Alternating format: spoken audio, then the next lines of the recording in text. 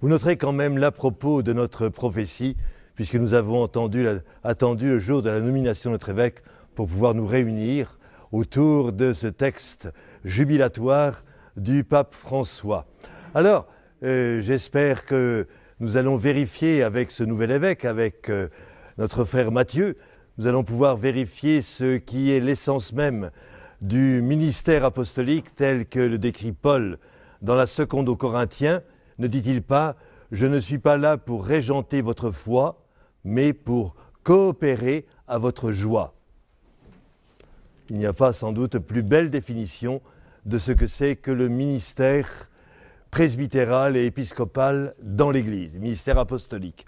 Alors pour que nous entrions dans cette soirée, n'est-ce pas, où nous allons creuser le texte du pape François, dont vous avez bien compris qu'il était en quelque sorte l'aboutissement de ces deux textes précédents, à savoir Evangelii Gaudium, la joie de l'Évangile, qui aura été suivi de Amoris Laetitia, l'allégresse de l'amour. Là, nous avons en quelque sorte, après ce descriptif, pourrait-on dire, de la sensibilité ou des sensibilités chrétiennes, nous avons ce mot d'ordre « exultate et gaudete ». Donc, exultez et réjouissez-vous. Ce sont des mots, bien sûr, de l'écriture biblique, mais pour que nous en sentions vraiment toute la densité, je tiendrai, si vous voulez, à vous rappeler que c'est loin d'être une sorte de slogan publicitaire. Il ne s'agit pas d'afficher une devanture particulièrement agréable, disons, de la vitrine église. Il y a dans ce mot de la joie, gaudium, qui quelquefois est vécu dans l'intensité du cœur profond et intime, dans les épreuves, quelquefois les plus atroces. Là, je ne vais pas entrer dans l'histoire de la mystique et de la spiritualité pour en faire démonstration, mais sachez-le, qu'il n'y a pas forcément antagonisme entre l'épreuve du mal et l'expérience de la joie. Mais pour se faire sentir la gravité, j'emploie le mot de gravité, souvent mal compris. Gravité, on le rend analogue à tristesse. Il n'en est rien. La gravité, c'est ce qui a du poids. La gravité, c'est ce qui pèse.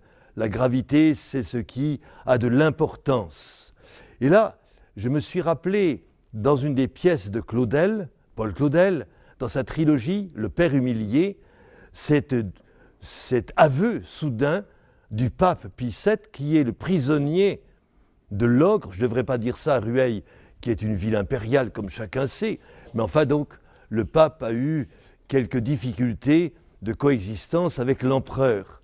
Et là, dans cette pièce de Claudel, le vieux pontife romain, qui est donc prisonnier, s'adresse à son filleul, en lui donnant mission de parler au monde de son temps, donc du monde d'aujourd'hui, d'une certaine manière, parce que lui, je vais dire, handicapé par la maladie, en même temps empêché par son incarcération due, je vais dire, à la volonté politique de l'empereur, n'en est plus désormais capable. Mais que lui dit-il ?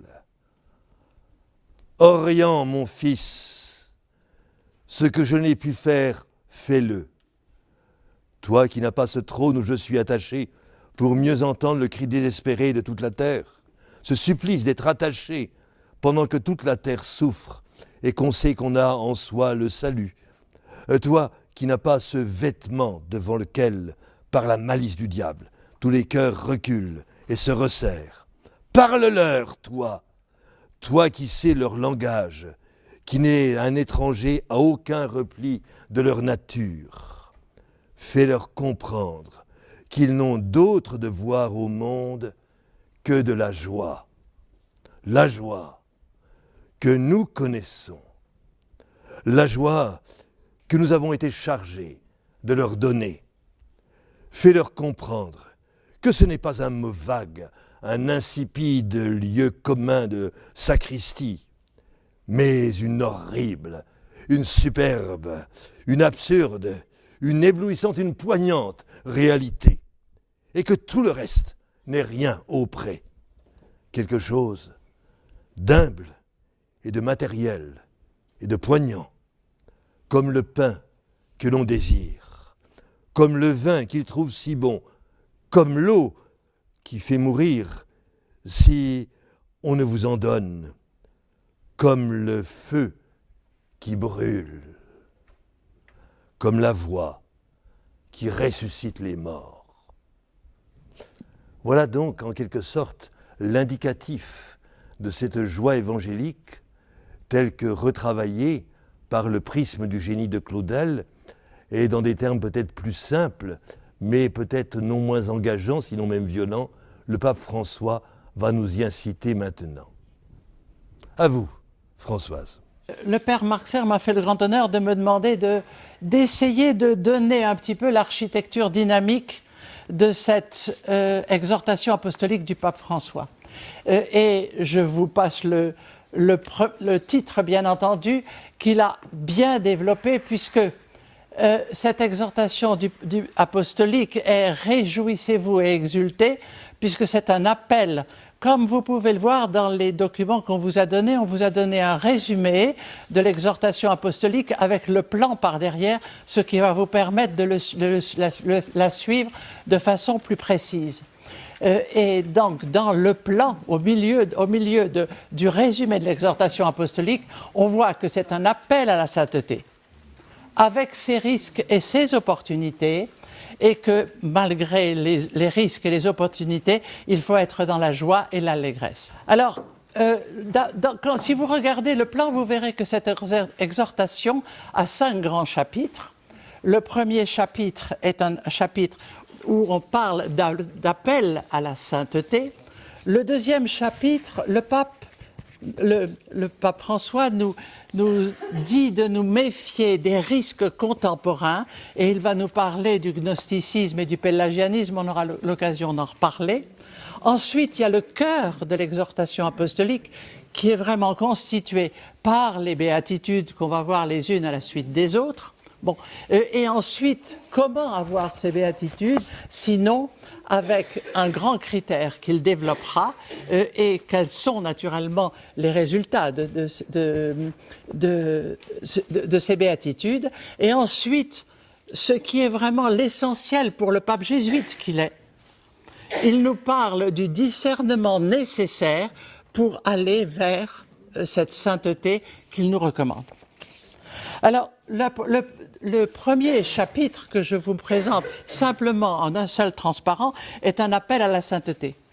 Le père Marxer tout à l'heure vous a dit que c'est une suite, bien entendu, une suite d'une encyclique qui était une encyclique de spiritualité écologique, et ensuite une suite de la deuxième encyclique. La deuxième encyclique étant une spiritualité de la vie familiale qui était Amoris Laetitia. Après, il y en avait eu une première qui était une spiritualité de la mission qui avait précédé les 2 autres. Après ces 3 encycliques, là maintenant, il nous donne une exhortation apostolique, et dans cet appel à la sainteté, voici l'essentiel de ce grand chapitre de cette exhortation. Tout d'abord, il nous dit que nous sommes précédés par des multitudes de saints qui nous précèdent et qui nous accompagnent. Bon. Mais bien entendu, il ne parle pas seulement des canonisés et des béatifiés. Bon, et il nous parle de ceux qu'il appelle les saints de la porte d'à côté, qui sont les plus humbles et même qui se trouvent en dehors de l'Église. Là, il intègre dedans tous les saints qui portent le nom de chrétiens, puisqu'il intègre ceux qui ont donné leur vie comme un témoignage commun au Christ, les catholiques, les orthodoxes, les protestants, les anglicans. Nous avons vraiment un pape œcuménique. Et il nous dit chacun doit discerner son propre chemin en réponse à cet appel, et nous sommes tous appelés. Si nous sommes tous appelés, c'est par la grâce de notre baptême, et c'est à nous de choisir Dieu sans relâche au quotidien. Et il nous dit que la sainteté n'est autre que la charité pleinement vécue, et il nous faut considérer la totalité de notre vie comme une mission. Il nous dit pour toi aussi, considère cela, et la parole que Jésus veut délivrer au monde par ta vie est l'essentiel. La vie n'est pas une mission, la vie n'a pas une mission, elle est mission. C'est pourquoi il est nécessaire de cultiver des espaces libres où la voix de Dieu résonne. Et il nous dit de nous laisser aimer et libérer par Dieu en nous laissant guider par l'Esprit Saint. Je ferai allusion à un texte de Matthieu où il disait « Cherchez le royaume de Dieu et sa justice, tout le reste vous sera donné par surcroît ». Et dans l'épître aux Thessaloniciens, Paul nous disait « Voilà quelle est la volonté de Dieu, votre sanctification ». Alors nous arrivons au deuxième chapitre qui parle des deux ennemis publics de la sainteté qui sont pour le pape d'une préoccupante actualité. Il s'agit du gnosticisme et du pélagianisme. Pourquoi en parle-t-il? C'est parce qu'il pense que ce sont des risques qui sont des risques également contemporains, parce qu'ils aboutissent à un élitisme qui est narcissique et autoritaire. Bon, et au lieu d'évangéliser, on analyse et on classifie les autres. Nous allons essayer de rentrer un petit peu dans le détail de ces deux risques. Alors, ces ennemis subtils de la sainteté, c'est tout d'abord le gnosticisme. C'est un mouvement de pensée qui a connu son apogée au IIe siècle. Et il est centré sur la notion de connaissance. Et la notion de connaissance grâce à l'intelligence, le sujet gnostique exalte indûment cette connaissance et considère que sa propre vision représente la perfection. Et cela nous donne un esprit sans Dieu et sans chair, une doctrine sans mystère. Et quand on regarde ce qui est la théorie des gnostiques, c'est que la perfection donc, se mesure à leur connaissance et leur capacité à comprendre certaines doctrines. Ils ont une superficialité vaniteuse, elle peut avoir une certaine harmonie, mais ça reste une superficialité. Ils croient, par leurs explications, rendre compréhensible toute la foi et l'Évangile. Mon Dieu, que cela nous montre à quel point c'est loin de la réalité de l'Évangile.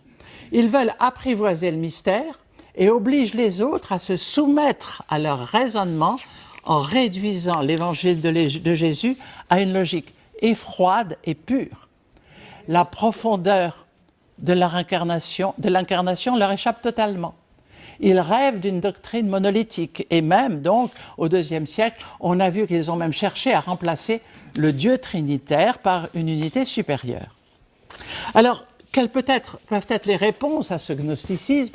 La perfection des personnes se mesure, bien entendu, par leur degré de charité et non par les connaissances accumulées. C'est pour nous une très grande consolation dans notre foi.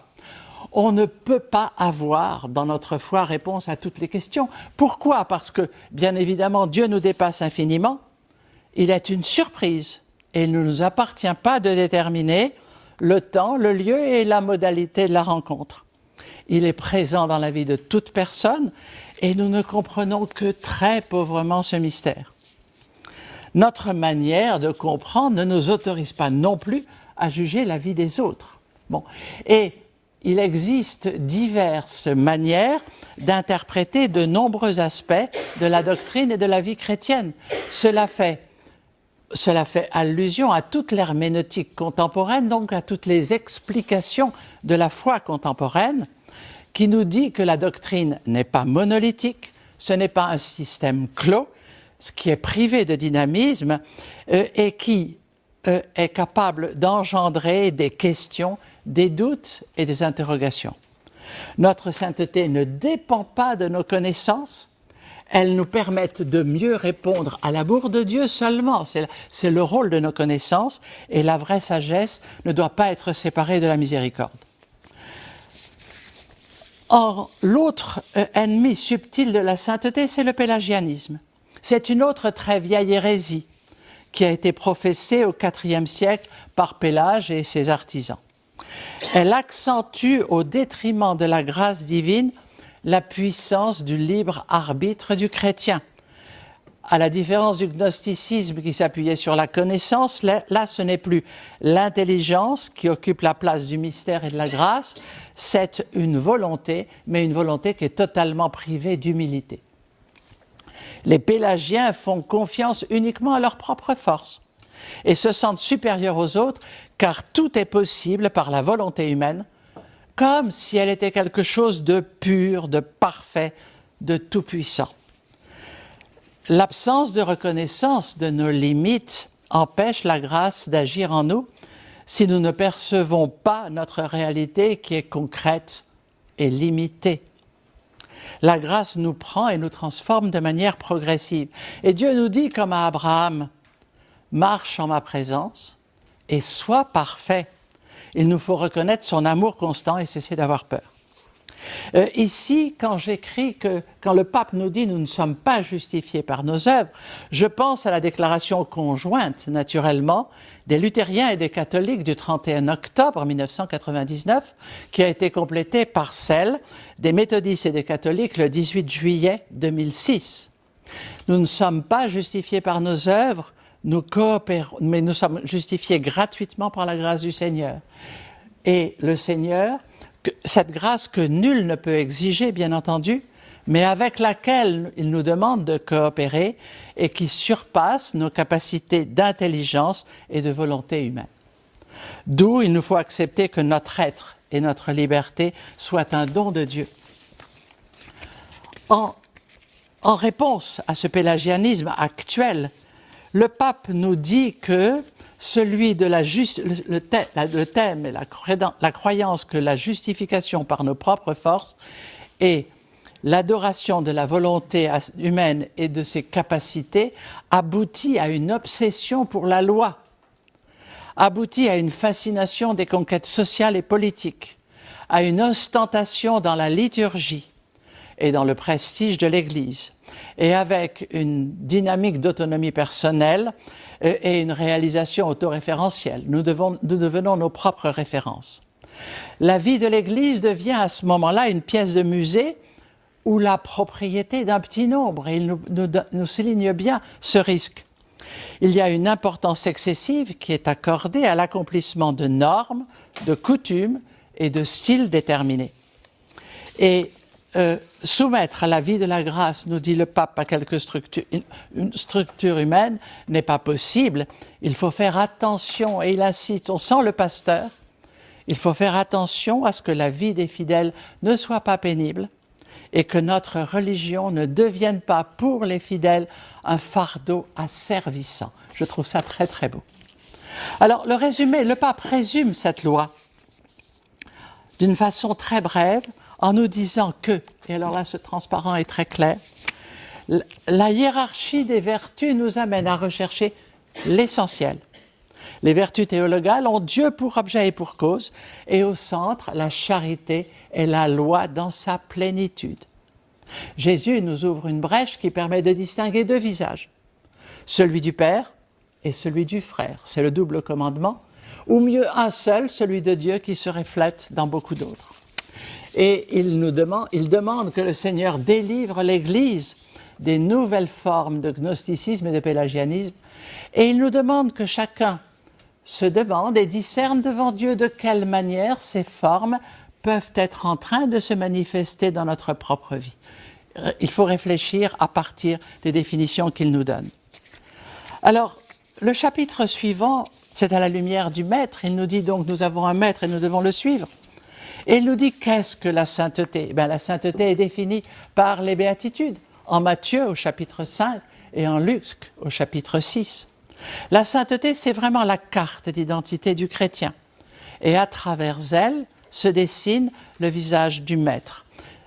Vous avez reçu comme deuxième document le visage du Seigneur avec toutes les références du Nouveau Testament qui vous sont données.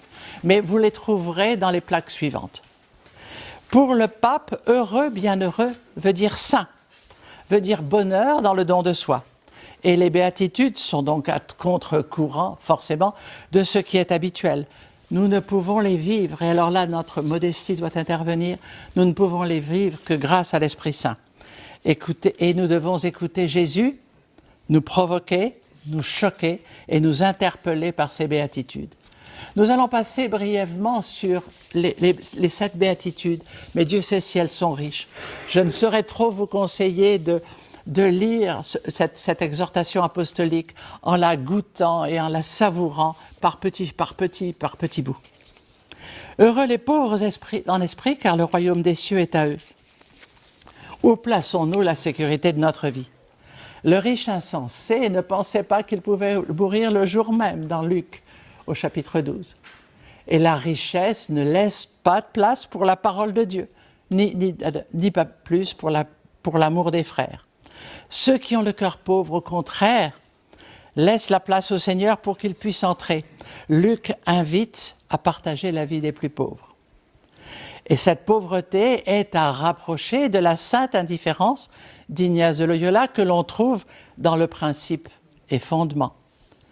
Elle permet une merveilleuse liberté intérieure par rapport à tout le créé. Je ne veux pas plus ceci que cela, la pauvreté que la richesse, la maladie plus que la santé, etc., etc. Luc invite même à partager la vie des plus pauvres et le pape conclut en disant « Être pauvre de cœur, c'est cela la sainteté.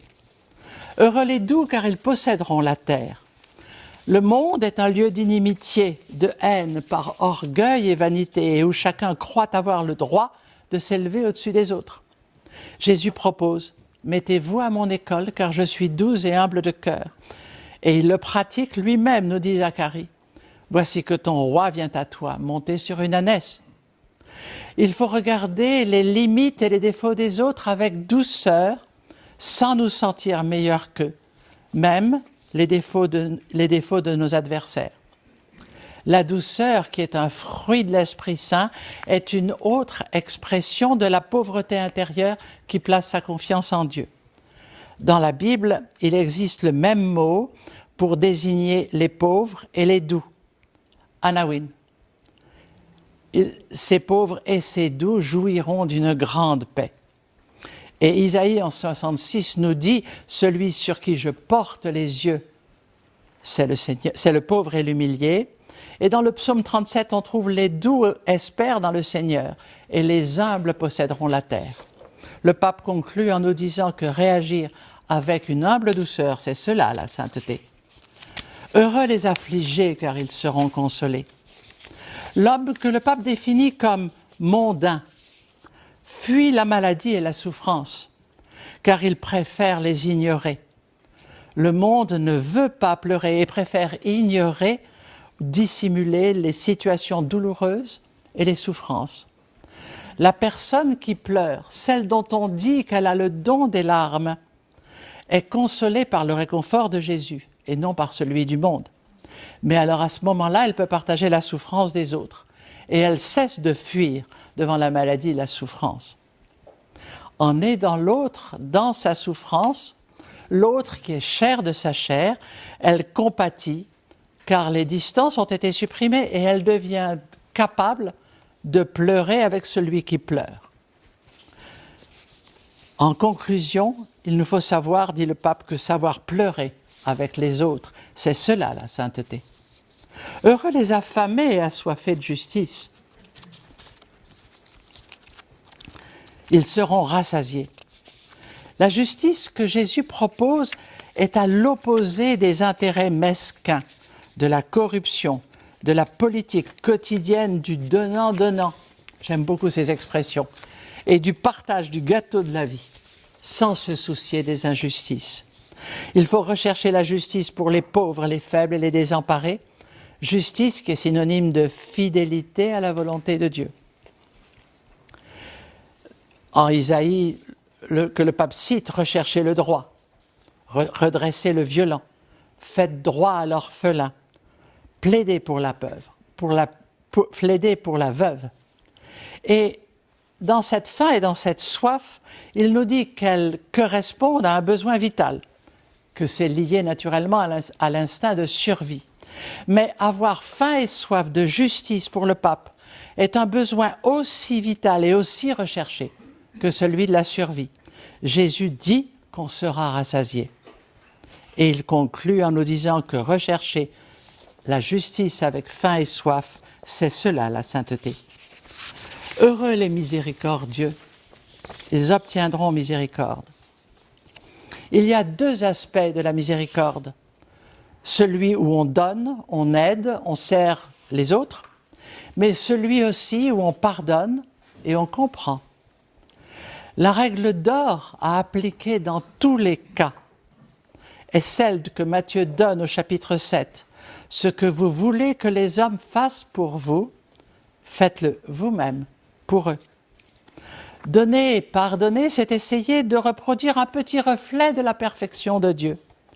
Ne jugez pas, ne condamnez pas, donnez et l'on vous donnera.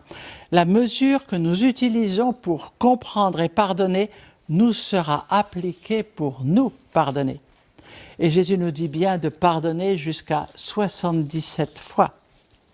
Il faut savoir avoir pitié de mon compagnon, comme moi j'ai eu pitié de toi. Et pour conclure, rechercher et agir avec miséricorde, c'est cela la sainteté. Heureux les cœurs purs, ils verront Dieu. Le cœur pur, c'est celui qui sait aimer et ne laisse pas entrer dans sa vie ce qui porterait atteinte à cet amour. Dans la Bible, le cœur, ce sont nos sentiments véritables, nos intentions, ce que nous cherchons et désirons vraiment. Le Seigneur voit le cœur, cherche à parler à notre cœur, car il désire y écrire sa loi. Notre cœur non souillé par le mensonge a une valeur réelle pour le Seigneur, qui voit dans le secret. Il n'y a pas d'amour sans œuvre d'amour. Si je n'ai pas la charité, je ne suis rien, dit Paul dans la première Corinthiens. Mais il dit aussi, nous voyons à présent comme dans un miroir, en énigme. Mais dans la mesure où règne l'amour vrai, nous serons capables de voir face à face. Jésus promet que ceux qui ont un cœur pur verront Dieu. Et le pape nous demande de garder le cœur pur de tout ce qui souille l'amour, car c'est cela la sainteté. Heureux les artisans de paix, ils seront appelés fils de Dieu. Il existe de nombreuses situations de guerre dans le monde, mais nous pouvons aussi être des instigateurs de conflits ou de causes de malentendus. Avec les ragots et la calomnie, avec la calomnie, on peut tuer. Nous sommes alors, dans ce cas-là, des ennemis de paix et non pas bienheureux. Les pacifiques sont source de paix et seront appelés fils de Dieu. Et un fruit de justice est semé dans la paix pour ceux qui produisent la paix. Il n'est pas facile de bâtir la paix évangélique qui n'exclut personne et qui inclut même ceux qui nous paraissent un peu étranges, les personnes qui sont difficiles, les compliquées ou les différents, les malmenés par la vie. Mais il n'est pas question d'exclure quiconque de ce royaume. On n'ignore pas les conflits, mais on accepte de les supporter et de les transformer pour les résoudre. Être des artisans de paix et bâtir la paix est un art qui exige sérénité, créativité, sensibilité et dextérité. C'est tout un programme. Et semer la paix autour de nous, c'est cela la sainteté. J'en arrive à la dernière béatitude. Heureux les persécutés pour la justice, car le royaume des cieux est à eux. Les obstacles de la lutte pour la justice sont nombreux et vont à contre-courant. Qui veut sauver sa vie la perdra. Les ambitions du pouvoir et les intérêts mondains jouent contre nous. La société est aliénée, nous dit Jean-Paul II, quand elle rend plus difficile la réalisation du don de soi et la solidarité entre les hommes. Il est difficile de vivre les béatitudes et cela est mal vu et ridiculisé. La croix supportée pour suivre le commandement de l'amour et le chemin de la justice est un chemin à la fois de maturation et de sanctification. Il existe aujourd'hui des persécutions sanglantes qui ne sont pas une réalité du seul passé. Mais il existe aussi des persécutions beaucoup plus subtiles, à travers des calomnies et des mensonges, voire des moqueries, quand on dit contre nous, à cause de Jésus, toutes sortes d'infamies qui cherchent à défigurer notre foi. On le souligne dans les Actes des Apôtres. Et le pape nous dit accepter chaque jour le chemin de l'Évangile, même s'il nous crée des problèmes. C'est cela, la sainteté. Comment arriver à cette sainteté? Le pape nous dit qu'il y a un critère, un seul. Et vous l'avez ici. Ah. J'ai eu faim, vous m'avez donné à manger. J'ai eu soif, vous m'avez donné à boire. J'étais un étranger et vous m'avez accueilli. J'étais nu et vous m'avez vêtu. J'étais malade et vous m'avez visité. Prisonnier et vous êtes venu me voir. Si ce critère, par fidélité au maître, il faut l'appliquer. Et il faut savoir découvrir le maître dans le visage de ceux auxquels il a voulu s'identifier dans Matthieu 25. Quelles sont il faut accepter, recevoir ces requêtes de Jésus. La miséricorde est vraiment le cœur battant de l'Évangile. Je reconnais en tout humain un être doté de la même dignité que moi, une créature infiniment aimée par le Père, une image de Dieu, un frère racheté par Jésus-Christ. Il ne s'agit pas seulement de quelques bonnes œuvres, mais quelquefois il faut même aller jusqu'au changement social. Et le pape nous demande quelles sont les idéologies qui mutilent l'Évangile. Le christianisme n'est en aucun cas une ONG sans la mystique de François d'Assise, Vincent de Paul ou Teresa de Calcutta. Ce serait alors faire une séparation des exigences de l'Évangile avec leur relation avec le Seigneur. Ou bien, autre idéologie, une suspicion par rapport à l'engagement social des autres. Et là, on va retrouver tout ce pourquoi le pape se bat. La défense de l'innocent pas encore né, la vie des pauvres, l'euthanasie des malades ou des personnes âgées, les nouvelles formes d'esclavage. Et il nous dit que la situation des migrants n'est en aucun cas secondaire par rapport aux problèmes de bioéthique. L'étranger qui réside avec vous, tu l'aimeras comme ta propre chair dans le Lévitique, et devant ce qui est nu ne te dérobe pas, il est ta propre chair dans Isaïe. Ce grand critère qui reste le critère absolu, le culte qui plaît le plus au Seigneur, quel va être le critère pour évaluer notre vie, c'est ce que nous avons fait pour les autres. Dans quelle mesure la prière est-elle en train de transformer notre vie à la lumière de la miséricorde envers le prochain, qui est la plénitude de la justice? C'est la question à poser. Dieu se sert de moi et de vous pour que nous soyons son amour et sa compassion dans le monde, nous dit Teresa de Calcutta. Il dépend de nous pour aimer le monde. Alors il faut faire attention au consumérisme hédoniste qui est axé sur nous-mêmes, avec une fièvre de consommation qui nous transforme, dit le pape, en pauvres insatisfaits qui veulent tout avoir et tout essayer. Le christianisme est fait pour être pratiqué et ceci n'est valable que quand il nous aide à incarner l'Évangile dans notre vie quotidienne. Dans l'endurance, patience, douceur, il nous dit « supportez les vicissitudes de la vie, les agressions et les défauts de la part des autres. Ne rendez à personne le mal pour le mal. N'essayez pas de vous faire justice vous-même. Que le soleil ne se couche pas sur votre colère. Recourez à l'oraison, à la prière. Faites attention aux réseaux de violence sur Internet et d'une modernité extraordinaire, notre pape. On y trouve diffamation et calomnie.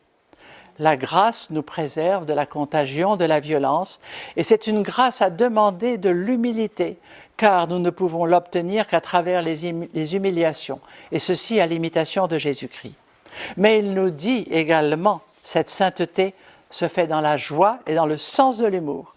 La joie est conséquence de la charité. Le saint est capable de vivre joyeux et avec le sens de l'humour. Être chrétien, c'est la joie dans l'Esprit Saint. J'ai beaucoup aimé ce que le Père Marc Serre vous a lu tout à l'heure. Le Seigneur a consolé son peuple. Il prend en pitié ses affligés. Le temps de Jésus que nous vivons est comme une révélation de la joie. Vous serez triste, nous dit le Seigneur, mais votre tristesse se changera en joie. Vous serez dans la joie et cette joie, nul ne vous l'enlèvera. N'ayez donc pas cette joie consumériste, donc de la consommation dont nous parlions tout à l'heure, et individualiste qui surcharge le cœur, mais réjouissez-vous. Paul dit, nous nous réjouissons quand nous sommes faibles et que vous êtes forts. Si nous sommes forts, c'est par la grâce de l'Évangile. Mais il nous dit aussi, le pape, traite-toi bien et quand le Seigneur te comble, ne refuse pas le bonheur présent. Une autre caractéristique, c'est audace et ferveur. La sainteté est parésia. Parésia, c'est le sceau de l'esprit. Et alors, on retrouve les grands textes de Saint Jean, naviguer au large, en eau plus profonde, avec audace et enthousiasme, liberté d'une existence disponible à Dieu et aux autres. Voici que je suis avec vous jusqu'à la fin du monde, dit Matthieu. L'audace et le courage apostolique sont des caractéristiques de la mission. Grâce à l'impulsion de l'Esprit Saint, il ne faut pas être paralysé par la peur et le calcul et la tentation de fuir vers un endroit sûr, comme l'a fait Jonas dans l'Ancien Testament. Dieu est toujours une nouveauté vers les périphéries et les frontières. Il frappe et il appelle, et il conduit là où les humains cherchent le sens de la vie. Attention néanmoins, nous dit le pape, à la séduction de l'accoutumance et ne rentrez pas dans la routine. Par contre, il insiste sur le rôle des communautés. Nous devons lutter contre nos propres concupiscences grâce à un chemin communautaire ou en couple. La vie communautaire se vit en famille, en paroisse, en communauté religieuse, et elle est faite de multiples détails quotidiens. Et il nous donne comme exemple, bien entendu, regardez l'exemple de la Sainte Famille ou de Jésus et de ses disciples, et il nous donne tous les détails donnés dans le Nouveau Testament, comme celui du vin à Cana, de la brebis qui manque, de la veuve et des piécettes, de l'huile en réserve, du nombre de pains, du feu sur la braise, etc., etc. Nous sommes dans les détails de notre vie. Mais c'est dans cette communauté qui est le lieu de la présence du ressuscité qui la sanctifie selon le projet du Père. Ce chemin de sanctification nous identifie à ce désir de Jésus que tous soient un, comme toi, Père, tu es en moi et moi en toi. Et attention à l'individualisme consumériste. Enfin, il nous dit que pour cette sainteté, il faut être en prière constante. La sainteté est faite d'une ouverture habituelle à la transcendance qui s'exprime dans la prière et l'adoration. Que vous mangiez, que vous buviez, entretenez constamment en vous le désir de Dieu. Pour Thérèse d'Avila, la prière, c'est un commerce intime d'amitié où l'on s'entretient seul à seul avec ce Dieu dont on se sait aimer. Ce n'est pas seulement pour quelques privilégiés, c'est réellement pour tous. Et il faut discerner, et le Père Marxer va nous aider dans ce nœud essentiel de l'exhortation apostolique du discernement. Il faut discerner dans le silence, à la lumière de l'Esprit, les chemins de sainteté proposés par le Seigneur. C'est la contemplation du visage de Jésus mort et ressuscité qui recompose notre humanité. Il faut rester avec lui sans hâte. Et le pape nous dit ne pas hésiter à nous laisser regarder par lui. Le silence priant n'est pas une évasion, niant le monde qui nous entoure. Et la mémoire des actions de Dieu dans chacune de nos vies est à la base des expériences de l'alliance entre Dieu et son peuple. Et cette mémoire des actions de Dieu, c'est la mémoire reconnaissante que l'on trouve dans la grande contemplation pour obtenir l'amour qui se trouve dans les exercices spirituels. C'est à nouveau le jésuite qui parle. La supplication est l'expression d'un cœur confiant en Dieu qui sait que seul il est impuissant pour vivre le double commandement d'amour de Jésus. Et la lecture priante de la parole de Dieu nous permet de nous arrêter pour écouter le Maître afin qu'il soit lampe pour nos pas, lumière sur notre route. Cette lecture priante nous conduit à l'Eucharistie, présence réelle de celui qui est la parole vivante. Le pape retrouve sa vertu de curé de paroisse. C'est-à-dire qu'il donne toutes sortes de bons conseils à ses paroissiens. Alors évidemment, le problème, c'est la paroisse, c'est le monde entier, quoi. Donc il y a une dimension planétaire à cette paroisse assez, je veux dire, qui dépasse le simple ensemble pastoral de Rueil. Et alors, vous aurez d'ailleurs noté qu'au passage, il y a un usage de la première personne du singulier, qui, alors, à quoi il nous avait habitués dans les documents précédents. D'habitude, les papes parlaient non pas par solennité, mais ils assumaient en quelque sorte, dans un nous pluriel, la grandeur de leur fonction, et en même temps, ils retrouvaient la tradition des empires d'Orient et d'Occident, puisque le même détenait les deux pouvoirs en même temps. Enfin, peu importe. Donc, c'est ces simples conseils qui sont donnés, dont, alors, je me demande, si vous voulez, à la fois, ils sont bienvenus, ils sont tout à fait ancrés dans une actualité, ce que vous appelez modernité, mais je me demande si ce n'est pas ça qui va faire vieillir le texte assez rapidement, si vous voulez. Du moins, lui donner une importance relativement contingente. Alors, là, je me suis demandé, mais pourquoi, au tout début, vise-t-il ainsi le gnosticisme et le pélagianisme? Bon. Le trait commun, ce serait que là, ce sont des déviances qui, j'allais dire, surgissent dans notre Antiquité, à nos yeux, lointaine. Et alors, je me suis dit, mais qu'est-ce qui peut donc les articuler l'une à l'autre? Et je vous donnerai, selon moi, donc ça c'est à la fois l'historien et l'apprenti théologien qui vous donne cet avis, je dirais que cette association très étrange, très inattendue, peut s'expliquer en ce sens que le gnosticisme, c'est une défaillance de l'intelligence par excès d'orgueil. Et le gnosticisme, c'est le péché des théologiens. Tandis que le pélagianisme, c'est la défaillance de la volonté par excès de présomption. Et le pélagianisme, c'est le péché des moines. Il faut se le dire. Bon. Alors, prenons le premier de ces errances. La première de ces errances. Le gnosticisme, donc, vous l'avez rappelé, c'est vrai que a connu le meilleur de lui-même au second siècle, mais il n'a pas disparu si tôt que ça, puisque vous en avez des résurgences médiévales sous la figure du catharisme ou du bogoulinisme, donc dans les pays d'Europe centrale. Je dis péché des théologiens, je le dis presque de façon perfide, car lorsqu'on demandait au père Karl Rahner, donc ce grand jésuite théologien, qu'est-ce que vous pensez alors celui qui était, on ne va pas dire l'ennemi, mais l'adversaire ou le rival, si vous voulez, en excellence théologienne, à savoir Urs von Balthasar, il dit « Ah, je pense que le père von Balthasar est un peu gnostique. » Voilà, donc là, et j'allais dire non sans raison. Non sans raison. Pourquoi? Vous allez voir pourquoi. Parce que le gnosticisme, c'est en fait donner raison, c'est rendre raison de la totalité du réel.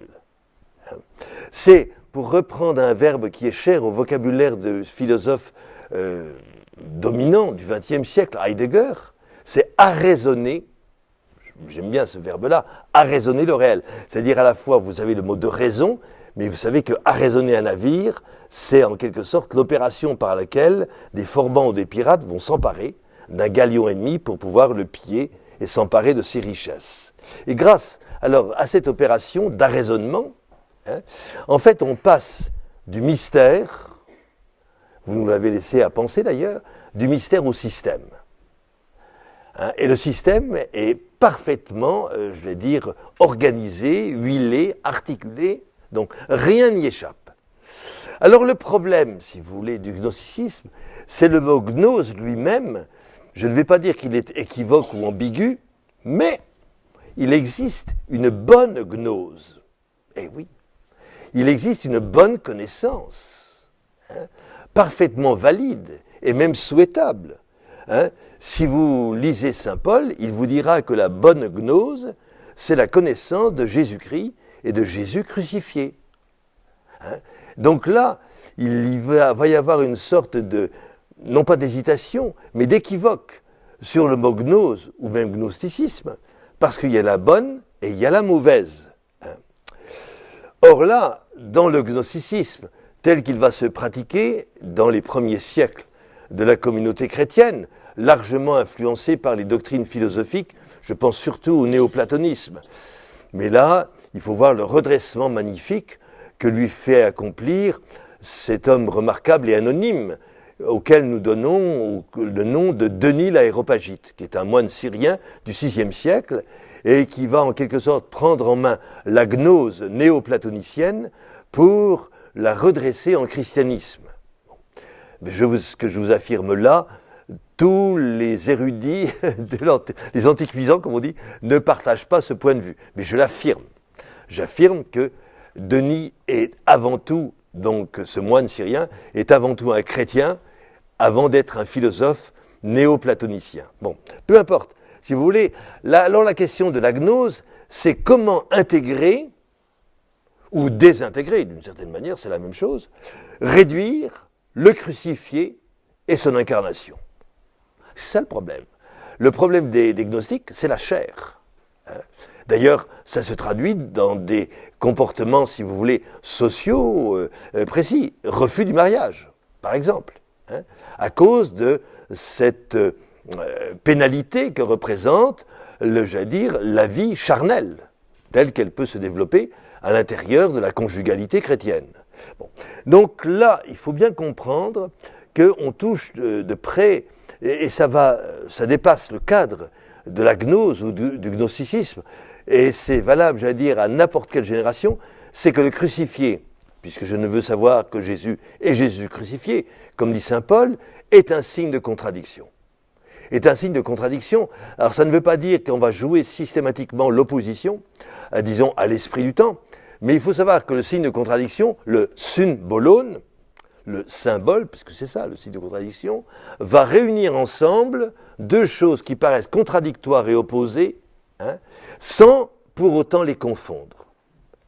Ainsi, la gloire et l'humilité, par exemple, si vous voulez. Donc, vous pouvez reprendre la déclinaison des béatitudes ou des bénédictions de Jésus sous ce signe de contradiction. À savoir que là, on oppose deux attitudes. C'est pour ça que, à la fois dans la présentation que le pape François donne des béatitudes, je ne peux pas m'insurger contre ce qu'il dit, mais il me semble comment vous dire, il y a vraiment une sorte de disqualification du monde moderne tel qu'il est, et ça m'embête un peu. Ça m'embête un peu, et là je ne reconnais pas l'optimisme que je croirais légitime chez un jésuite, mais comme un jésuite est malin, je me dis qu'il doit certainement pouvoir, de cette façon-là, pactiser avec tout ce courant de pensée qui est tout à fait dans l'Église, disons d'une rigidité qu'on pourra appeler traditionnaliste ou ascétique, comme vous voulez, et en quelque sorte, il ne se trouve pas exclu par le texte pontifical.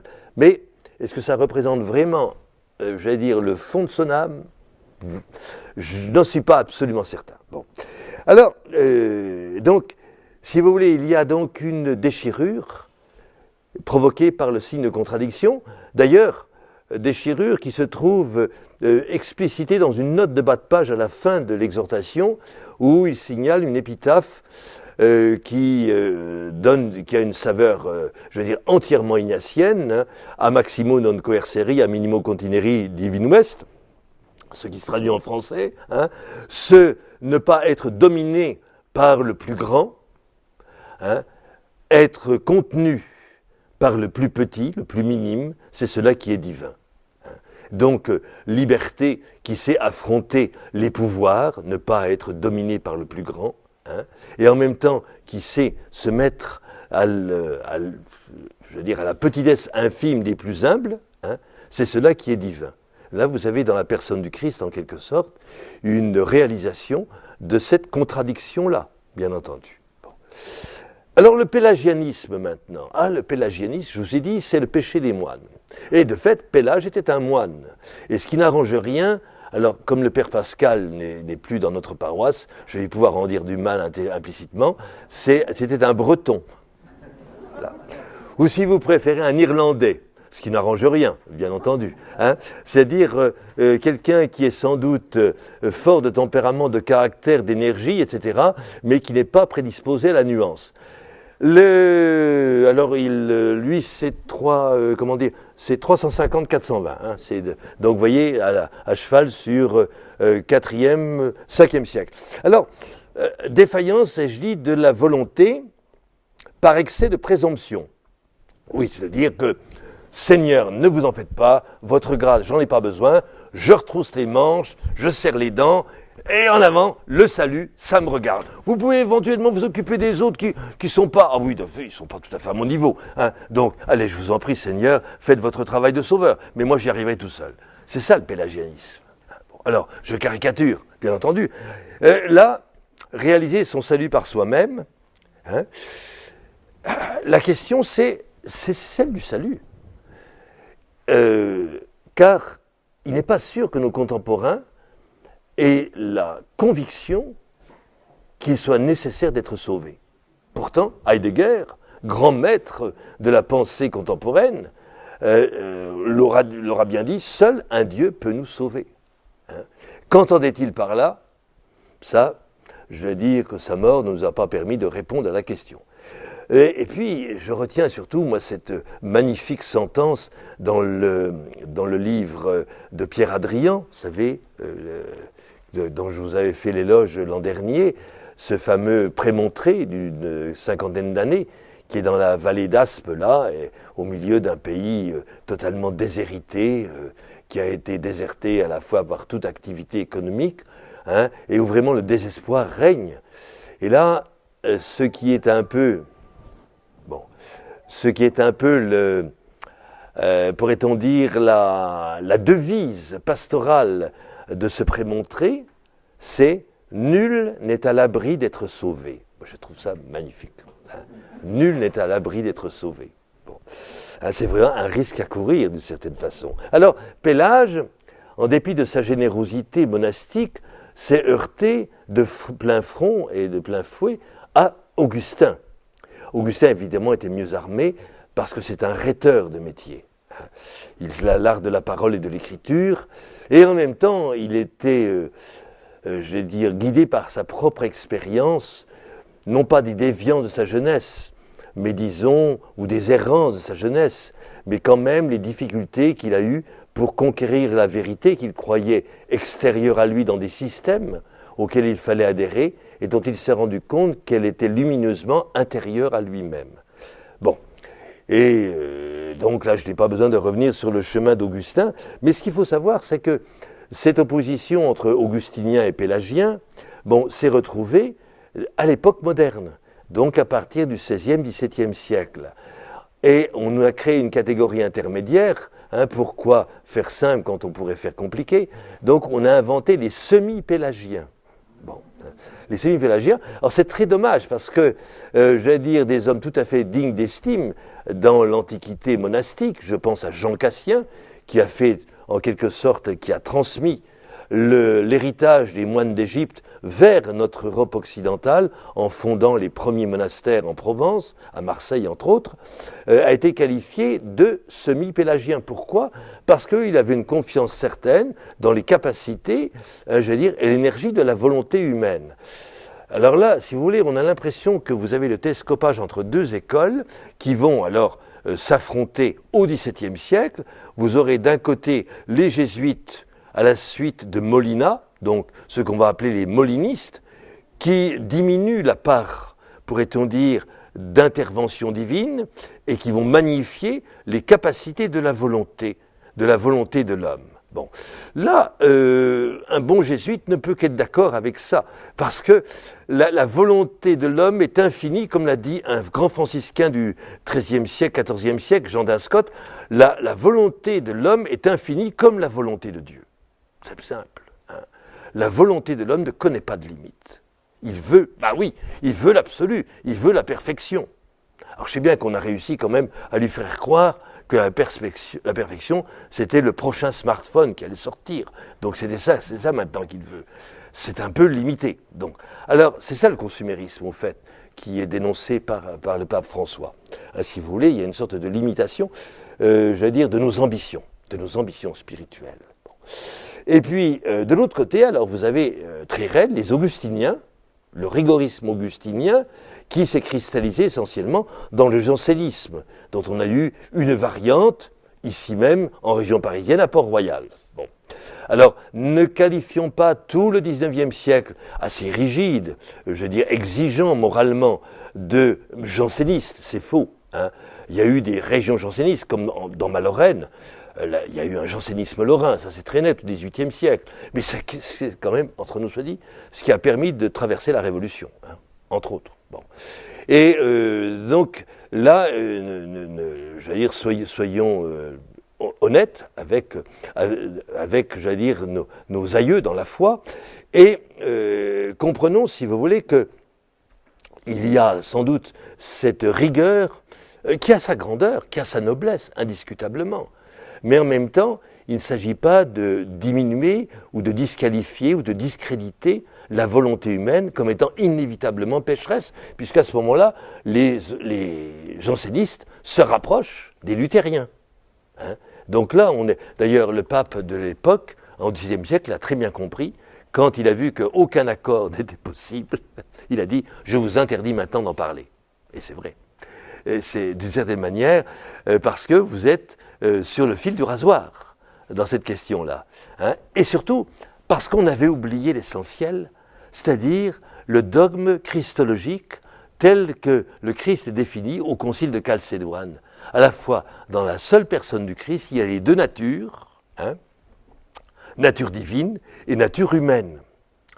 Et de la même manière, dans notre comportement, dans notre action chrétienne, il y a certes l'engagement total, intégral de notre volonté, de notre énergie, de nos projets, etc., mais il y a non moins, sans que ça y porte préjudice, si vous voulez, il n'y a pas de concurrence entre les deux, l'engagement de la grâce de Dieu et du Christ. Hein. C'est-à-dire que là, il n'y a pas du tout opposition, on ne va pas savoir un peu de... Allez, on y va, 80% de grâce divine, et puis 20% de... Ah non, je veux pas. Je veux 70% de volonté humaine et 30%... C'est stupide, non. Là, il n'y a pas du tout si vous voulez, de grandeur qui s'oppose. Hein. Je veux dire, elles ne font pas nombre l'une avec l'autre, hein, l'une contre l'autre. Elles s'associent parfaitement. Et tant qu'on n'a pas compris ça, on a une vie spirituelle, on a une vie chrétienne boiteuse. Donc il faut revenir, ça j'y insiste violemment, hein, il faut revenir absolument au dogme de Chalcédoine. Hein, c'est-à-dire une seule personne, le Christ, dans laquelle sont conjointes les deux natures, sans séparation ni confusion. Et nous, dans notre être chrétien, c'est la même chose. Même si, évidemment, ce qu'on appelle en théologie l'union hypostatique, dans le Christ, ce n'est pas notre cas. Hein. Je n'ai pas la nature divine en moi, non, je n'ai que la nature humaine, mais j'ai la grâce de Dieu qui vient, non pas en secours. Elle n'est pas en perdition, ma nature humaine.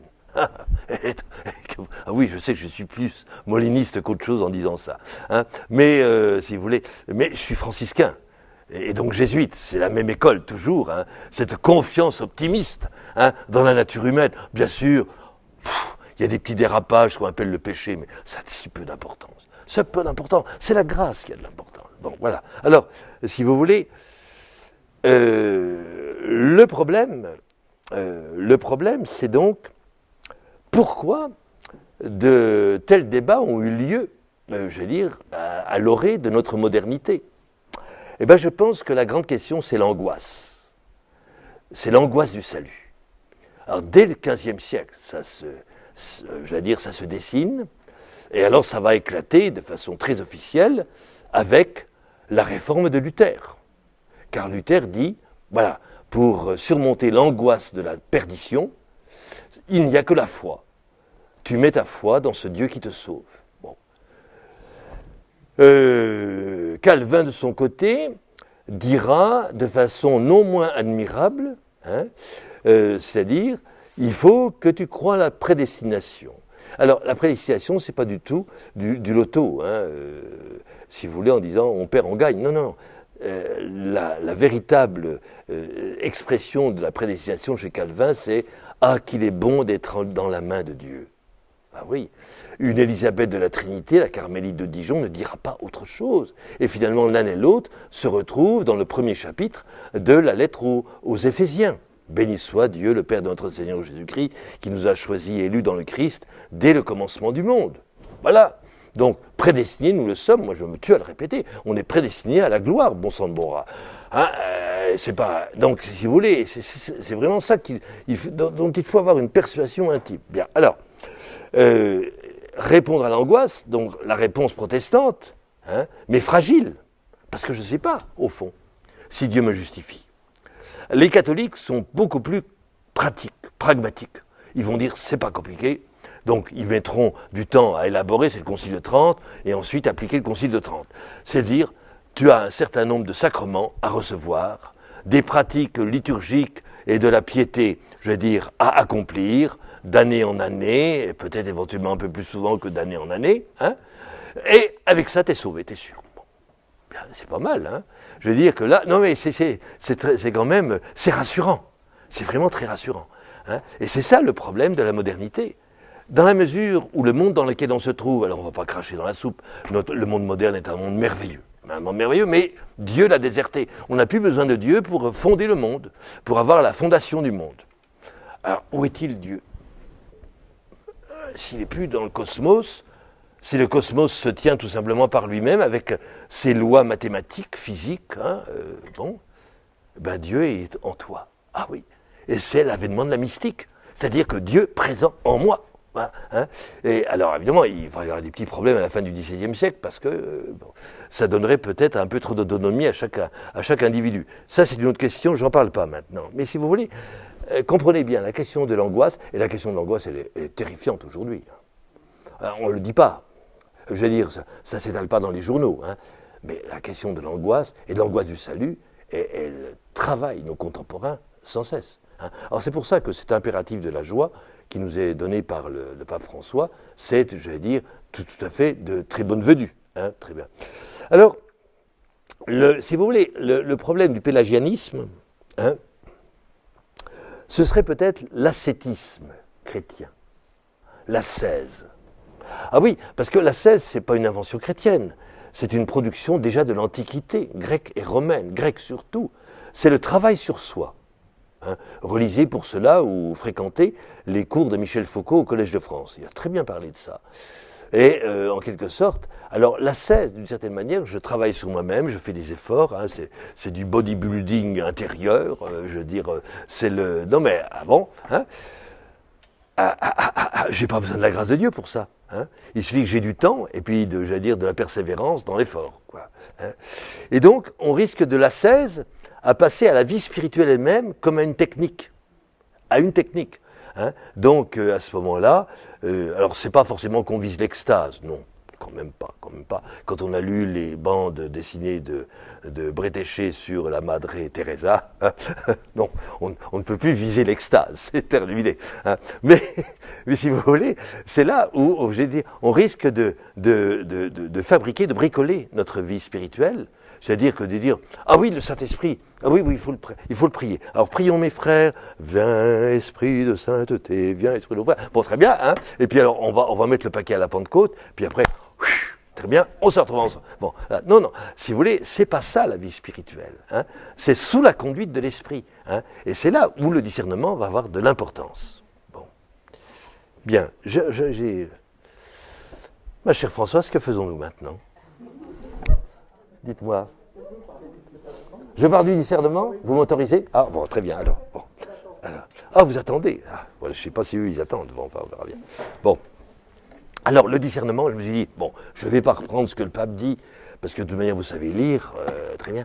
Alors, je me suis dit, qu'est-ce que c'est que le discernement dans la tradition ignatienne, dans la tradition jésuite?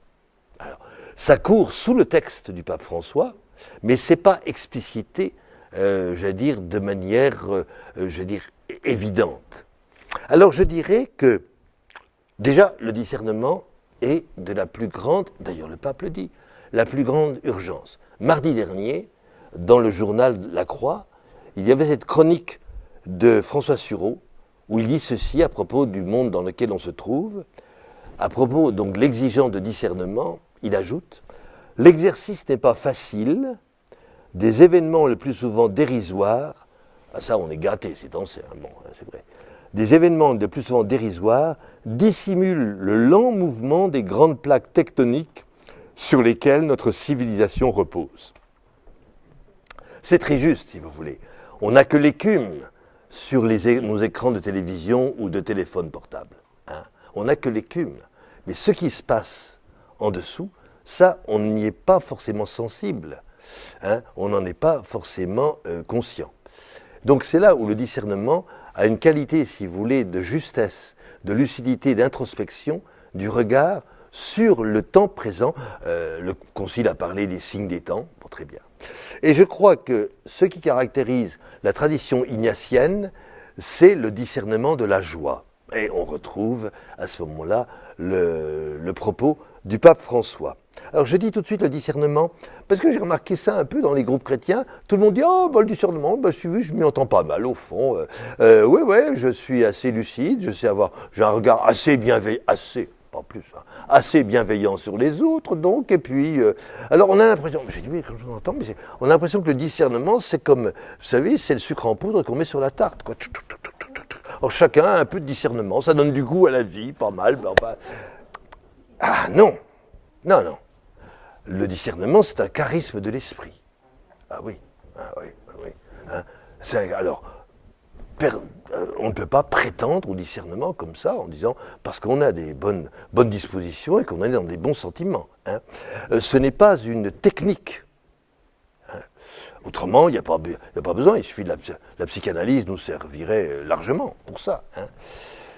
S'il faut employer un mot, disons, je dis c'est pas une technique, d'accord, hein, donc ça ne s'apprend pas, il n'y a pas des écoles de discernement, hein, si vous voulez, non. Mais, je dirais c'est une méthode. Alors, je décompose le mot méthode, méta-odos en grec, odos c'est le chemin, et méta c'est au-delà. C'est donc un chemin qui va toujours de plus en plus loin. Donc c'est ça, le discernement. Voyons-y, si vous voulez, une proposition méthodique. Et si vous voulez, plutôt que d'y voir une technique, encore moins une science, j'y verrais plutôt un art. Un art. Il y a un art du discernement. Donc tout le monde n'en est pas doté, tout le monde n'en est pas doué. Bon. Et cela tient beaucoup, si vous voulez, à la présence de celui qui, accompagnant celui qui est en quête de discernement, hein, je veux dire, va lui permettre, je veux dire, d'élargir, moi ça, je tiens absolument, d'élargir les perspectives, les horizons, de déchiffrer, d'interpréter, je veux dire, le mélange de tintamarre, le chaos, de la contingence des événements, etc. Alors, c'est pas mal pour ça, le pape François donne des petits flashs sur des situations extrêmement contemporaines dans lesquelles on peut se retrouver ou dans lesquelles on peut voir des comportements, je veux dire, fréquents chez la plupart des hommes et des femmes de notre temps. Bon. Donc, disons beaucoup plus tôt, plus vite, que c'est une manière d'établir une relation au Christ qui nous mène vers le Père. C'est ça le discernement. Hein. Une manière d'établir une relation au Christ qui nous mène vers le Père. Alors, je veux dire, bien sûr, une méthode doit avoir des confirmations. Et alors là, la confirmation, c'est qu'il y a des symptômes. Il y a des symptômes de la vérité, et il y en a un que vous ne pourrez pas manquer. Hein, vous allez voir lequel, bien entendu, dans quelques instants. Il s'agit donc, dans un premier temps, je vais un peu, si vous voulez, développer cette méthodicité, ou méthodologie, comme vous voudrez, ignatienne du discernement. Il faut d'abord se déterminer pour Dieu. Ah oui, c'est un acte de la volonté. Et c'est essentiel, si vous voulez. Là, Ignace est dans la filière de l'école franciscaine, et on se met à part, on les respecte, je veux dire, on les salue avec vénération, de l'école dominicaine, de l'école, etc. C'est l'intellectualisme dominicain, ça ne nous regarde pas, parce que l'intellectualisme dominicain, ça vous fabrique des dominicains et rien de plus. Bon, c'est pas... Bon. Alors, bien sûr qu'il faut... Mais non, il faut exagérer pour que les choses soient comprises. Voyons. Alors, donc, on se détermine pour Dieu, et cela dans le creuset d'une contemplation du Christ qui nous appelle à œuvrer avec lui. Donc là, nous sommes sollicités par le Christ, comme il est dans les exercices spirituels au numéro 146, il fait appel à ses serviteurs et amis. C'est donc en quelque sorte le titre dont nous pouvons nous prévaloir. Serviteurs et amis. Je vous lis le début de ce... Alors, le livre des... Oui, j'aurais dû le dire. Les exercices spirituels, vous voyez, c'est un petit livret de pas grand-chose. Ce n'est pas fait pour celui qui qui entre en retraite, en contemplation. Ce livre, il est fait pour celui qui accompagne. Hein. Il lui donne en quelque sorte le guide mode d'emploi. Hein. Mais ne vous avisez pas, à prendre ce livre et dire je vais maintenant faire ma retraite. Ça ne marchera pas. Hein. Vous serez décontenancé. En revanche, le jésuite ou le saint homme ou la sainte femme, il y en a aussi. Hein. Bon. Donc, alors il dit 146, considérez le discours que le Christ notre Seigneur tient à tous ses serviteurs et à tous ses amis qu'il envoie à cette expédition. Donc, le salut du monde est une expédition. Évidemment, Ignace est un militaire. Bon, donc, vous allez retrouver largement ce type de vocabulaire. Et il veut donc nous associer à son œuvre de salut du monde, parce qu'il ne peut pas y arriver tout seul. Ah oui, il faut que nous soyons là pour lui donner un sérieux et signaler coup de main. Et donc, cela va commencer par une conversation avec le crucifié, avec le Christ crucifié, ce que dans le langage des exercices on appelle un colloque. Ce n'est pas une réunion savamment universitaire.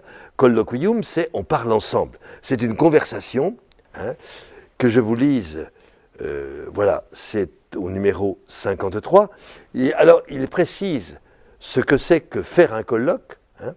C'est proprement parler comme un ami parle à son ami ou un serviteur à son maître. Tantôt on demande une grâce, tantôt on s'accuse d'une chose mal faite, tantôt on confie ses affaires et on demande là-dessus conseil. Voilà. Alors, en quoi consiste ce colloque ?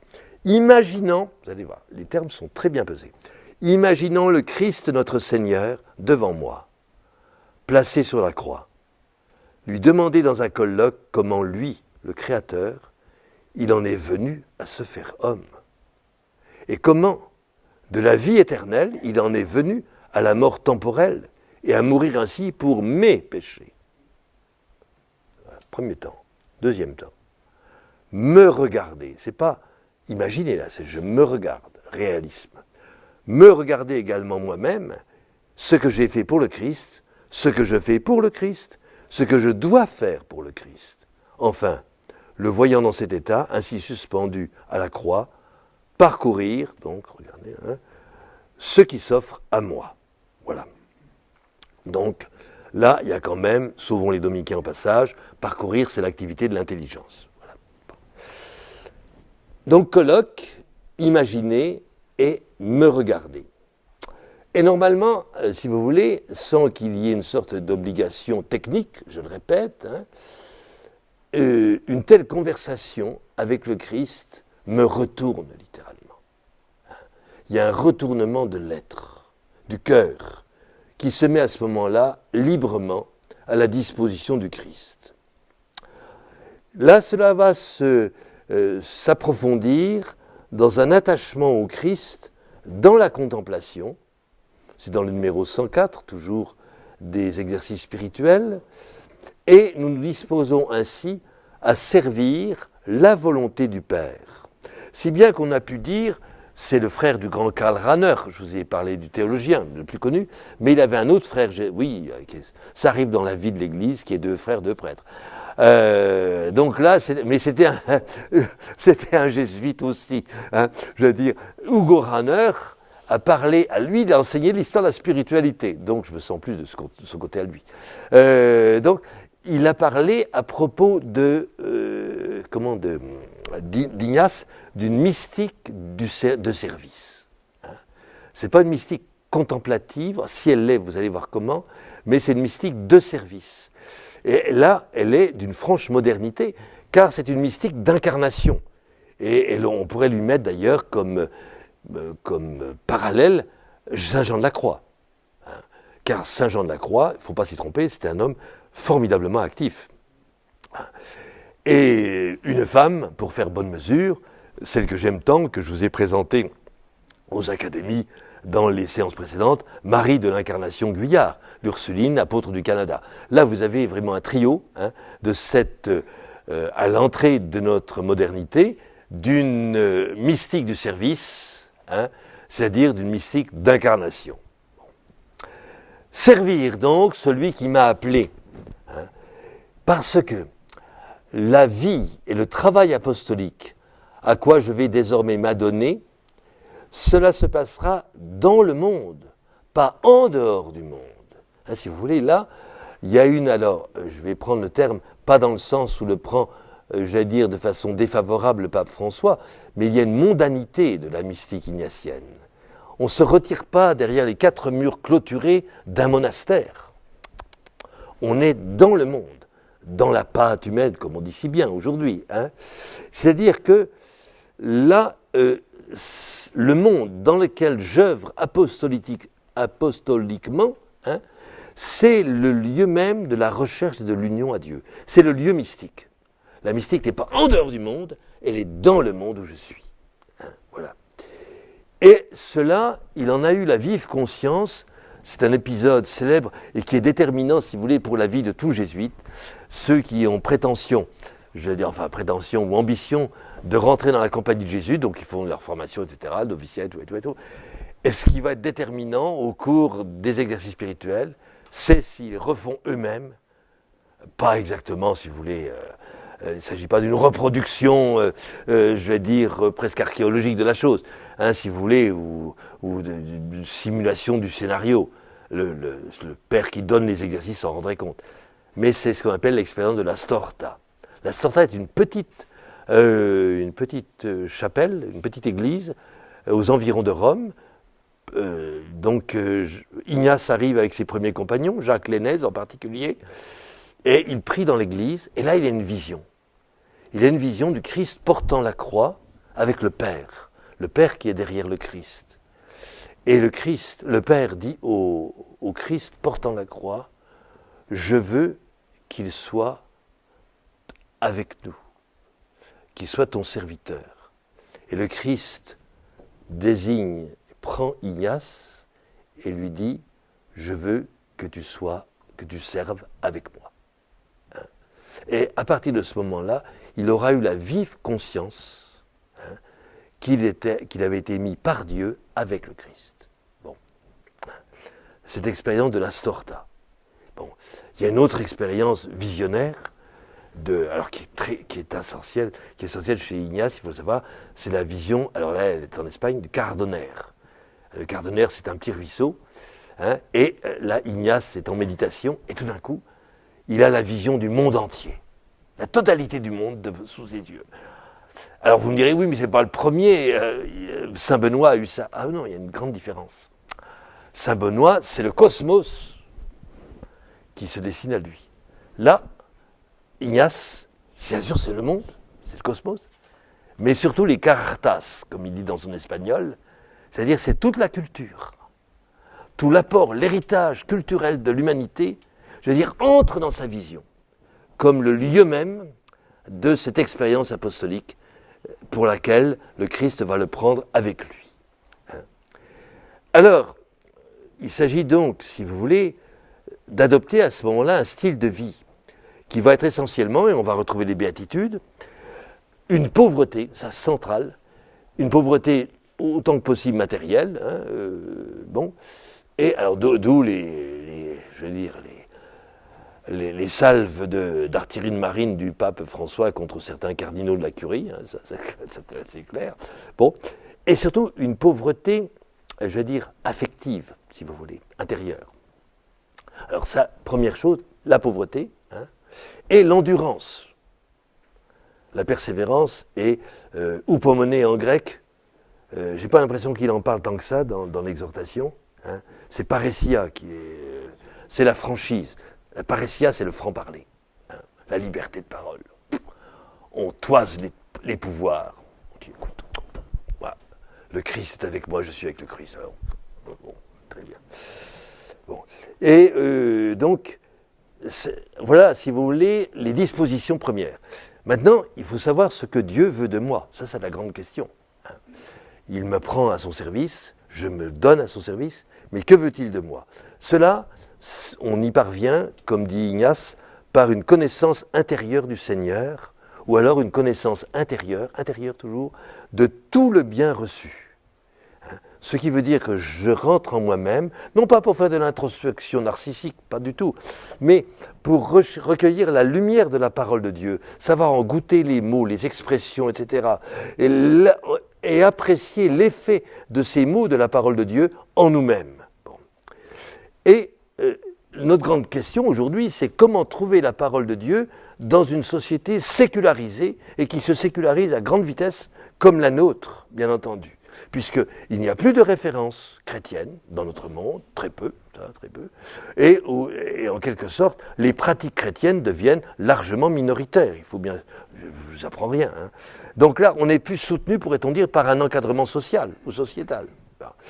Donc, ce ne sont pas du tout les exercices de piété surabondants, hein, ni non plus les injonctions d'une morale devant laquelle on se tient tout droit, avec le petit doigt sur la coulure du pantalon. C'est pas ça. C'est pas ça qui nous fera parvenir à découvrir la volonté de Dieu. Et là, le tournant est aujourd'hui décisif parce que ou bien la foi chrétienne se délite et fout le camp en morceaux, c'est possible, hein, ou bien elle reçoit un nouveau souffle. C'est également possible. Bon. Alors vivre avec le Christ pour le salut de tous, ou comme dit Ignace, pour aider les âmes. Donc là, il y a une conjonction importante. Vous savez, parce qu'il y en a qui disent « Moi, je suis pour le Christ, mais l'Église, j'en veux pas. » Ah bon? Mais l'Église est le corps du Christ. Oh, j'ai pas besoin du corps. Oh, ah bon? Si vous voulez ça, pour Ignace, c'est capital. Vous ne pouvez pas dissocier le Christ de l'Église. C'est-à-dire que c'est la disposition de vous-même que vous remettez à Dieu pour accomplir sa volonté. Donc c'est ce à quoi va vous permettre d'arriver le discernement des esprits, de l'esprit. Hein. Ça va de pair avec une inscription de ce que je fais, de ce que je suis, dans l'action de l'Église. Alors il pense, vous vous rendez compte, là, il dit l'Église hiérarchique. Ah oui, bah oui, il a raison. Hein. Je répète une chose. Qu'est-ce que c'est que la hiérarchie? Ce n'est pas la caporalisation d'Église, pas du tout. Alors il faut revenir à mon fameux Denis l'Aréopagite dont je vous parlais, le moine syrien du VIe siècle. Qu'est-ce que c'est? C'est cette cascade de dons généreux et gratuits qui part de la Trinité de Dieu et qui descend, je voudrais dire, les degrés de l'être, les archanges, les anges, etc. Hein, alors la hiérarchie ecclésiastique, hein, l'archevêque, l'évêque, etc., l'insolidum, là, qui est en face de moi le vicaire en dessous, et puis vous, etc. Qu'est-ce que ça veut dire? Non, mais qu'est-ce que ça veut dire? C'est-à-dire que je reçois de celui qui est au-dessus quelque chose qu'il me donne. C'est pas un paquet qu'il me donne, hein, c'est pas un paquet de grâce comme ça, avec un beau flot rose, parce que ça me fait plaisir. Non, non, non. Ce qu'il me donne, c'est la grâce de donner. C'est la capacité de donner. C'est ça la grâce. Trouver que se réalise en moi la capacité de donner. Parce que c'est pas spontané, c'est pas naturel. Regardez avec des enfants. Hein, vous dites, non, c'est à moi. Mais si, écoute, prête-lui. Non, non, non, je veux pas. Mais si, prête-lui, sera bien. Jésus, bah oui, Jésus sera content. Bon, d'accord, je prête. Hein, très bien. Vous voyez, donc, c'est là, c'est vrai, alors on va pas dire que c'est le péché originel, tout ça, c'est pas, peu importe. C'est-à-dire, là, il y a une spontanéité de l'être humain qui se trouve contradiction, je vous ai dit tout à l'heure, hein, par cette capacité de donner. C'est ça la hiérarchie. Hein. Donc, mettez-vous ça bien, j'allais dire, dans le cœur, plus encore que dans l'esprit. Hein. Et donc, la conversion de soi va toujours de pair avec l'ecclésialité de soi. C'est-à-dire qu'il ne peut pas y avoir de réforme de soi sans réforme de l'Église, et il ne peut pas y avoir de réforme de l'Église sans réforme de soi. Les choses vont conjointement. C'est un peu ce que semble dire le pape François. C'est parce que, pourquoi il insiste sur ces petits détails de rien du tout en disant « Allez, mes bons paroissiens du monde entier, tâchez d'agir et d'être un peu autrement. » Oui, oui, parce que la réforme de l'Église en dépend d'une certaine manière. Il ne suffit pas d'avoir un G7, ils sont combien? Ou G9 des cardinaux, là, hein, je ne sais plus. Oui, enfin, peu importe, etc. Oui, c'est pas mal, si vous voulez, c'est pas mal. On voit quand même. C'est rien si nous, j'allais dire, les chrétiens ordinaires, hein, des classes moyennes, comme il aime bien aussi cette expression-là, hein, les chrétiens des classes moyennes, mais il emprunte ça à un grand, j'allais dire, un romancier chrétien, Joseph Maleg, qui a écrit un roman là-dessus, Pierre Noire, un papier, vous voyez. Bon, il faut que je fasse la recension pour le mois de septembre. Pour le mois de septembre. Alors, donc, adopter le choix de Dieu et adopter le regard de Dieu sur le monde et sur les hommes. C'est au numéro 102 et 106 dans les exercices. Et donc, je prêterai une attention aux différences qui existent entre les êtres humains que ma piété, peut-être un peu généreuse mais sucrée, aurait tendance à dissoudre. Ce qui veut dire que la parole chrétienne doit tenir compte des différences qui existent entre les humains, entre les cultures, entre les civilisations, entre les langues. C'est-à-dire que pour que ce soit vraiment fondé, je veux dire presque en raison spirituelle, il faut que la parole chrétienne s'adresse dans l'humain à qui je parle, dans sa langue à lui. Bon, d'où cet effort énorme, évidemment, de traduction, etc. Rappelez-vous ce que je vous ai dit sur Charles de Foucault, qui entreprend de construire ce dictionnaire touareg français. Bon, extraordinaire. Bon, et là, on rejoint la fameuse vision du Cardonner, les cartas, les cultures humaines. D'où le souci qu'on trouve constamment dans la Compagnie de Jésus et que vous retrouvez dans le texte, c'est une humanisation de l'homme. Pourquoi est humanisation du monde? Le monde est cultivé par l'homme. Ah oui, c'est lui qui a... Il n'est pas chargé de répandre du glyphosate à tous les tournants, mais si vous voulez, l'homme est chargé de cultiver le monde, de l'humaniser. Et nous avons charge, plus que tout, d'où Laudato Si, la fameuse encyclique sur la question écologique. Et pourquoi? Et alors, le jésuite va privilégier le lieu de rencontre, justement, de cette humanisation.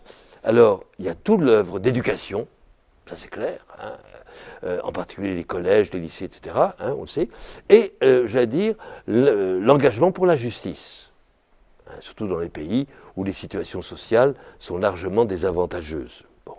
Alors, quel est le critère? Vous allez me dire, c'est très bien, vous nous exposez la méthode, on a le mode d'emploi, on y va y aller, mais qu'est-ce qui pourra nous donner l'assurance qu'on est vraiment dans le bon chemin?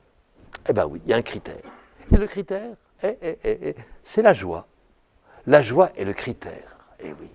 La joie, avec un autre dont il parle moins, bien sûr, c'est la consolation. La consolation. C'est-à-dire, ce qui est éprouvé, la joie, c'est ce qui est éprouvé de la justesse des choix et des décisions que j'aurais prises. S'il n'y a pas cette joie-là, mais pas joie frelatée, si vous voulez, pas joie provoquée, pas joie artificieuse. Autrement, ce ne serait que de la fausseté, ce serait un leurre. Et donc, il faut être très attentif, ça dans la méthode ignatienne, je veux dire, à tous ces mouvements intérieurs. Alors on pourrait dire c'est psychologique, pas si vous voulez, c'est psychologique, peu importe. L'affectivité, capitale l'affectivité, les émotions. Oui, parce que dans les émotions se dessinent, se distillent les motions, les mouvements de l'esprit. Je veux dire parler de l'Esprit Saint.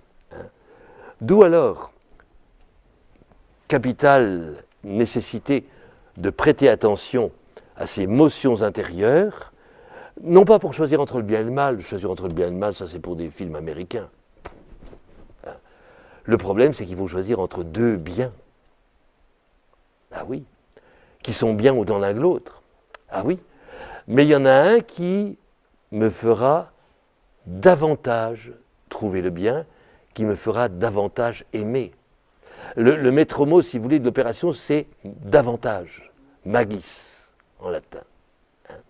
Donc, trouver, pas tout seul, avec un autre qui m'accompagne, quel va être le meilleur, en quelque sorte. Non pas pour m'enorgueillir d'y être parvenu, mais ce qui va m'ouvrir le chemin, peut-être le plus exigeant, non pas forcément le plus douloureux, le plus exigeant, mais en même temps, qui va être le chemin de la joie, comme dirait mon saint patron, la plus parfaite. Bon. Et là, au numéro 316 des exercices, Ignace nous donne toute une palette, si vous voulez, tout un éventail d'expériences intérieures, d'expériences affectives, comme autant d'indices de ces suggestions de l'esprit. C'est-à-dire que là, comme dans toute communication amoureuse, il y a réciprocité. Dieu se communique à moi comme joie, et pas comme tristesse. Hein. Ceux qui tirent des gueules comme ça, hein, Satan, divine comédie de Dante, il est au dernier cercle de l'enfer. Comme on le reconnaît, il est triste. Voilà. C'est simple. Hein. Donc, Dieu se communique à moi comme joie, et c'est comme cela qu'il me communique sa volonté. Bon. J'en termine. En toute chose, cherchez le Dieu saint. Pas seulement dans l'accomplissement des commandements, pas seulement dans une vie sacramentelle, dense, sérieuse, c'est important, Julien, mais il y a là une sorte de principe, si vous voulez, c'est vrai, dans les sacrements et dans la morale au commandement, réponse au commandement, il y a une cohésion ecclésiale à laquelle on est attaché et un principe de sanctification, bien entendu, qu'on ne peut pas négliger. Mais ce qui est important, c'est la droiture de l'intention. Et en effet, par exemple, dans les constitutions, alors vous me direz, oui, on n'est pas des novices jésuites, oui, mais ça fait rien, écoutez quand même. Dans les constitutions de la compagnie, c'est au numéro 288, vous voyez, tous doivent s'efforcer de garder droite leur intention, non seulement par rapport à leur état de vie, mais par rapport à tous ces détails, y cherchant toujours purement à servir la divine bonté et à lui plaire à cause d'elle-même, à cause de l'amour et des bienfaits sans pareil dont elle nous a prévenus, plutôt que par crainte des peines ou par espoir des récompenses, bien qu'on doive aussi céder de cela. Bon, quand même, on peut admettre. Il s'adresse à des novices, donc il faut un peu les stimuler. Bon, on les exhortera souvent à chercher en toute chose Dieu notre Seigneur, arrachant autant que possible d'eux-mêmes l'amour de toutes les créatures pour le placer dans leur Créateur, l'aimant en toutes et les aimant toutes en lui, conformément à sa très sainte et divine volonté. Hein. Donc, un amour désintéressé. Ce n'est pas la crainte de l'enfer qui me fait accomplir le bien, ce n'est pas du tout l'attrait je me lèche les babines avec les récompenses célestes. Oh mon Dieu, je suis là. Oh, j'espère que je l'aurai votre ciel. Enfantin, ça. Bon. Non, droiture de l'intention. Aimez Dieu dans toutes les créatures, vous l'avez entendu, aimez toutes les créatures en Dieu. Hein. Alors, c'est pas facile dans la vie de tous les jours, hein, dire, Seigneur, je l'aime, mais oui, vous l'aimez aussi, mais c'est moi qui me le tape, quoi. Hein, c'est à peu près. Hein, non, mais c'est bon. Quelquefois, c'est ça, hein, ça peut arriver. Hein. Donc, choisir la vie, choisir ce qui est humanisant. Ça, le père Varion y insistait énormément là-dessus. Bon. Par-delà ce qui, dans notre monde, conduit, n'est que confusion. Hein, on est servi pour ça. Désordre affectif, aveuglement de nos sociétés, sans doute soumises à ce mirage, justement, du consumérisme. Ça, le pape a raison de ce côté-là. Hein. Cette surenchère de la consommation. Et donc, si vous voulez, avec ces points de repère, cette guidance, que nous devrions arriver à une vie qui est trinitairement unifiée. Et là, une autre, troisième et dernière vision que je vous signale de celle qu'il a à Manrese, dans la chapelle de Manrese, où il voit la Trinité, ça j'aime bien parce qu'il la voit musicalement. L'harmonie de trois notes, qui ne se confondent pas, mais qui sont en harmonique les unes avec les autres. Qu'est-ce que c'est que ça? Trois notes. Ben oui, Do, Mi, Sol. Voilà. Voilà la plus belle image de la Trinité. Prenez votre piano, plaquez l'accord, vous avez la Trinité. Hein, une image de la Trinité. Et alors, ce qui nous conduit, François en a parlé, à cette fameuse contemplation dite ad amorem, c'est-à-dire pour obtenir l'amour, qui est vraiment le dernier point, si vous voulez, l'ultime point des exercices. Je vais vous lire ce texte, c'est au numéro 234. Voilà. Alors, réfléchir, non, je vais un peu au-dessus, allez. Me remettre en mémoire les bienfaits reçus, création, rédemption et dons particuliers, peser avec beaucoup d'amour, combien Dieu notre Seigneur a fait pour moi toujours, combien il m'a donné de ce qu'il a. Ensuite, combien le Seigneur désire se donner lui-même à moi, autant qu'il le peut, selon son dessein divin. Réfléchir alors en moi-même et considérer ce qu'en toute raison et justice, je dois de mon côté offrir et donner à sa divine majesté, tous mes biens et moi-même avec eux, comme quelqu'un qui offre en un grand amour. Alors vient cette fameuse prière, dont vous retrouverez les accents dans la prière scout, mais malheureusement la prière scout leur a donné un peu, je veux dire, une saveur pélagianiste un peu regrettable. Bon, je lis la prière d'Ignace. Prenez, Seigneur, et recevez toute ma liberté, ma mémoire, mon intelligence et toute ma volonté.